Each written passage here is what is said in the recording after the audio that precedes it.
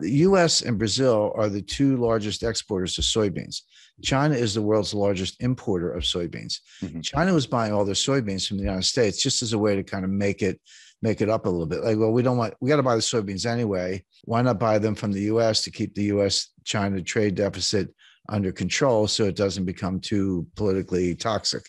Well, as soon as Trump threw on the tariffs, China retaliated by moving their soybean orders to Brazil, stop buying U.S. soybeans.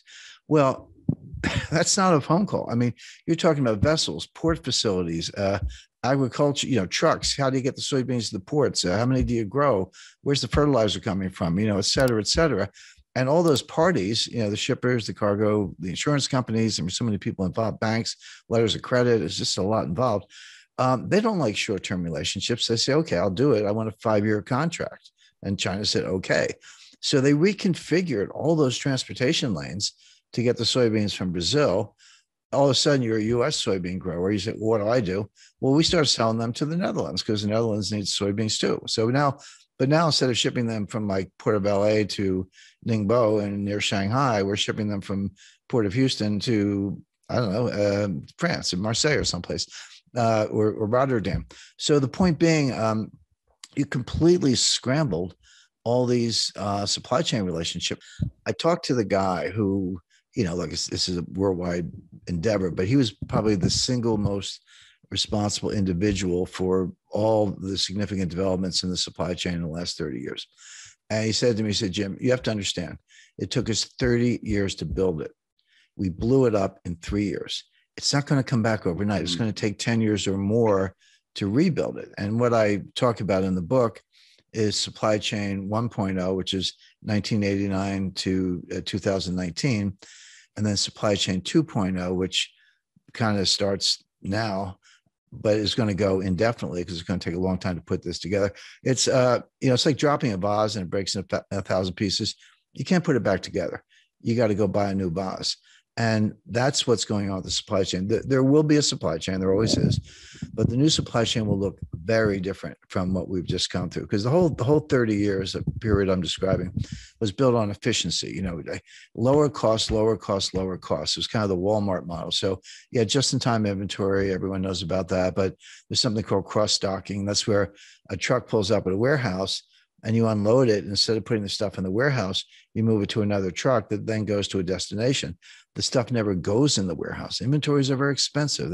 They're costly to finance. You got to move the stuff around. It's called picking. Pick the stuff off the shelf with you. I used to drive a forklift, so I know a little bit about it. And put it on a truck. I used to unload trucks too. So hey, I've got 7 suppliers. Why don't I cut it down to 3 and do bigger contracts with each one and get lower unit costs? I've got 5 transportation lanes. Why don't I cut that down to 2?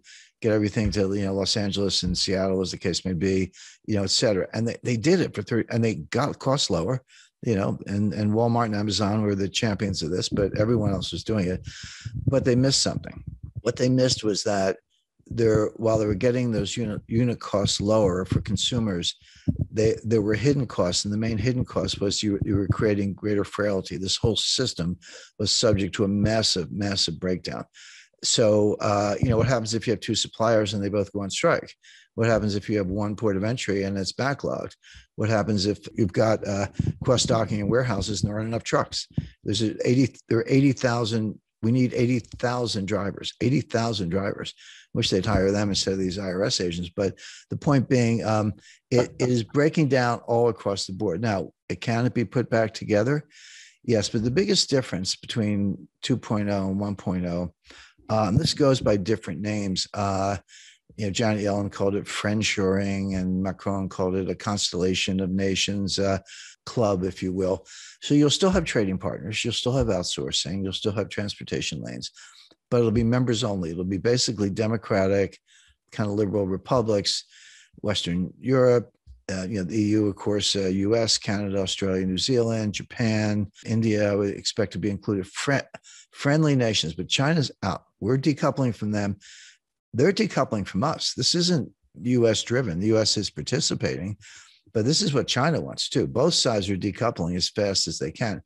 China can develop its own network, maybe Central Asian republics, some Southeast Asian suppliers and so forth, but they're going to lose customers. Well, most of their customers actually in the United States. We won't buy their stuff and we won't sell them our stuff, particularly high tech stuff. So the world's going to break, and these new clubs are going to be formed, and there will be trade and there will be transportation lanes, but it'll be much more restrictive. Now, will prices be a little higher? Yes, but it'll be more secure. So the way I describe that, if you buy insurance on your house, or I buy insurance on my house, you don't want your house to burn down. You hope it doesn't. But if it does, you don't think your insurance premiums are a waste of money. Like when you write that check, you're like, that's money well spent. When you pay higher prices for consumer goods, the delta between the old price and the new price is your insurance premium for a more reliable system. And also, there's a big national security component to this. And I talk about Russia and Ukraine and China in the book. So that's all. So how the supply, what the supply chain breakdown means. Chapter 1, Chapter 2, what caused it, and we talked about that. And 3, where is it going? What are the constraints? And we talked about that. But then my editor, who's love working with her, she said, well, Jim, got to be a chapter on inflation. I said, of course we do. The supply chain breakdown is causing a lot of the inflation we see. And I'm going to write another chapter on deflation. And everyone's like, wait a second, why are you talking about deflation? That's coming next. People are not ready for it. I know the inflation's here. I buy gasoline. I shop in the grocery store. I get it. It's persistent. It's not transitory. I understand all that. But inflation has 2 major sources. One is the supply side, which is called cost push inflation. So that's energy price shocks, the stuff we're seeing coming out of Ukraine, fertilizer shortages, strategic metal shortages, component suppliers who can't deliver stuff to factories in Germany and they're shutting down, et cetera. The other cause is from the demand side, and that's called demand pull inflation. Basically, it's psychological. Consumers pull demand forward. They're like, hey, I was thinking of buying a refrigerator. I better buy it today because the price is going to go up in 6 months. And in the 70s, we had both. It started with cost push with the Arab oil embargo, but it ended up demand pull. I was starting my career at the time. Your boss would just give you a raise. You didn't even have to ask. Inflation was going up so fast. Like, I better give this guy a raise. Like, here's another, $30,000 or whatever, because people would quit. And that sort of spun out of control until Volcker squashed it all. Right now, we do not have demand pull inflation. We don't. This is not what's going on. We do have cost push inflation. The difference is hugely important because cost push inflation from the supply side, which is, again, what I talk about in the book, it's real, prices go up, but it's self-negating. The old saying that, the cure for higher oil prices is higher oil prices, because when they get too high, people stop driving. They shut down various activities. By the way, if you're unemployed, you're not buying any gasoline because you're not going anywhere. I mean, that's kind of a nasty way of putting it, but that's how cost push inflation, tips into a recession, and then prices come down. And we saw that in 1974. You had Jerry Ford and Alan Greenspan walking around with they had these win buttons, WIN, which stood for whip inflation now, except we had a recession and prices collapsed. Now it came back by 77 for a lot of reasons, but right now we don't have demand pull, we have cost push. It will go away when this economy goes into recession. And then we're going to be talking about disinflation and deflation, which are, kind of close cousins. And the Fed's going to be out on a limb as usual, raising rates in the face of a recession and a price collapse.